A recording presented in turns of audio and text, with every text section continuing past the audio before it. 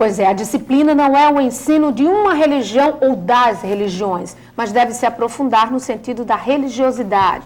Para discutir esse assunto, eu converso agora com o pastor da Igreja Missão Evangélica Pentecostal do Brasil, Manuel Soares. Ele é o presidente do CONER, Conselho de Ensino Religioso no Estado. E também está aqui, na nossa entrevista de hoje, o coordenador de ensino religioso da Secretaria Estadual de Educação, Monsenhor Lucas Batista. Bom dia.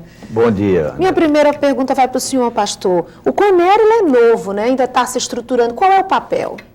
Bom, o papel do CONER é de ser um órgão consultivo para as secretarias de educação em cada estado, onde ele se estabelecer, no sentido de sugerir, analisar conteúdos de ensino religioso, de modo que ele venha a se coadunar com aquilo que a mudança na lei de diretrizes e base estabeleceu para esse ensino, no sentido de que ele seja um ensino que não se volte para a catequese ou para o proselitismo de uma religião única, mas que dê ao aluno a possibilidade de entender o fenômeno religioso como um conhecimento, embora transcendente, mas pertencente ao humano, e que ele possa tirar, a partir daí, suas próprias experiências de fé. Monsenhor Lucas, o senhor é coordenador de ensino religioso da Secretaria Estadual de Educação.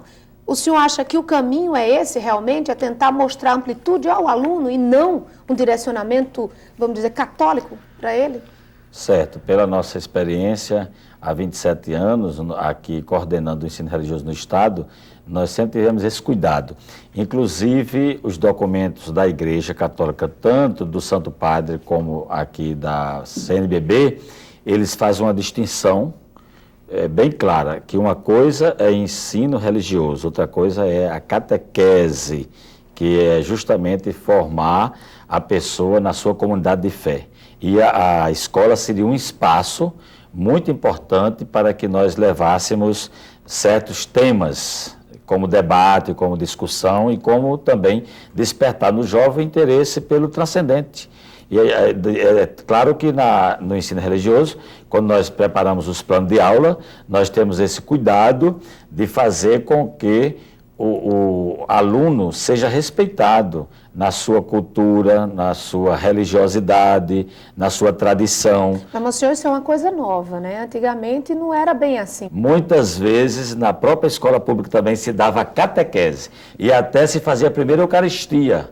Mas nós tivemos o cuidado, eu acho que isso já faz uns 15 anos mais ou menos, nós tivemos o cuidado, e aqui no estado nós conseguimos, eu fui orientando que a escola não era lugar de fazer a primeira comunhão, nem de crisma, a escola pública. A gente ainda aceita nas escolas católicas. O senhor concorda com isso? Aneli, veja bem. Ainda tem aquele professor que é católico e tenta puxar? Acontece, e eu diria que aconteceria também com um professor de origem protestante. Sem dúvida, porque a realidade e a cultura religiosa dele é aquela. É sobre o que ele conhece em termos de religião. E, com certeza, até quando inquirido sobre temas de religiões diferentes, ele, com certeza, vai ter mais habilidade para falar de sua própria religião por causa do conteúdo que ele conhece, né? Agora, o Monsenhor Lucas colocou muito bem aqui a questão desse ensino religioso. Na escola pública, ele tende a ser diversificado. Na escola particular, no sentido de ser um colégio católico ou um colégio protestante evangélico, com certeza esses colégios têm a sua própria orientação, até porque quem está indo para aquele colégio sabe que o direcionamento dele é aquele. Em que pese, por exemplo, as minhas próprias filhas, foram educadas no Colégio das Neves. Mas, mesmo assim, elas se mantiveram fiéis à fé evangélica que tinham, porque aprenderam na educação no lar quais eram as bases. E aprenderam a diferenciar, mesmo dentro do ensino religioso, o que seria aceitável na sua cultura e o que não seria aceitável.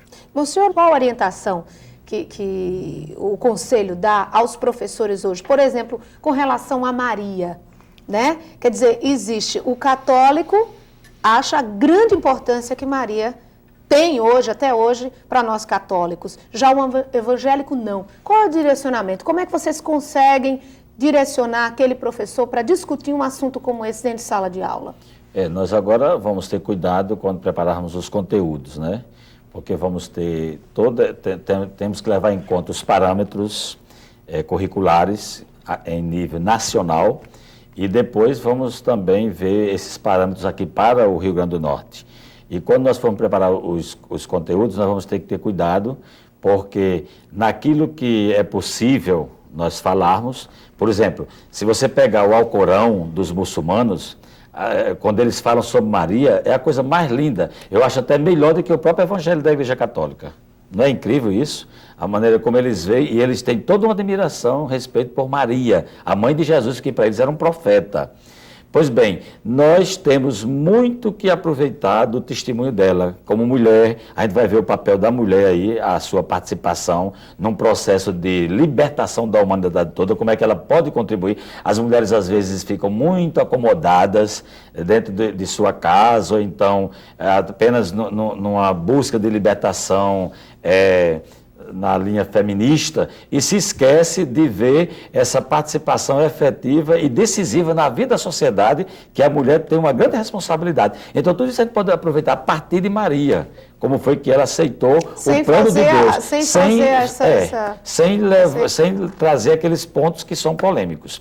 E nós estamos numa caminhada também muito boa ecumênica. Ultimamente foi traduzida uma Bíblia, onde pastores evangélicos e católicos concordam com tudo que tem lá sobre a vida de Maria. Adicionando alguma coisa à colocação muito bem feita aqui pelo Monsenhor Lucas, dentro dessa nova visão do ensino religioso, em que se abre a questão para, mesmo respeitando-se a cultura e a religiosidade de cada aluno, levar a ele um esclarecimento maior sobre as coisas, de repente, vamos dizer, numa classe que tenha alunos católicos e evangélicos, de repente um evangélico possa perguntar, bom, mas como é que fica essa situação de Maria?